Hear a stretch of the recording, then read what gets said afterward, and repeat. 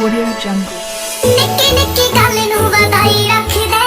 24 ਘੰਟੇ ਖੱਪ ਖਾਣਾ ਪਾਈ ਰੱਖਦੇ ਇੱਕ ਦੂਸਰੇ ਨੂੰ ਕਰਕੇ ਸ਼ੁਦਾਈ ਰੱਖਦੇ ਤੈਨੂੰ ਸਾਨਾ ਲੈਣ ਦਿੰਦੀ ਮਨ ਦੀਆਂ ਯਾਰਾਂ ਦੇ ਪਰ ਇੱਕ ਗੱਲ ਪੱਕੀ ਹੈ ਤੇਰੇ ਦੁਨੀਆਂ ਦਾ ਨਿਸ਼ਾਨ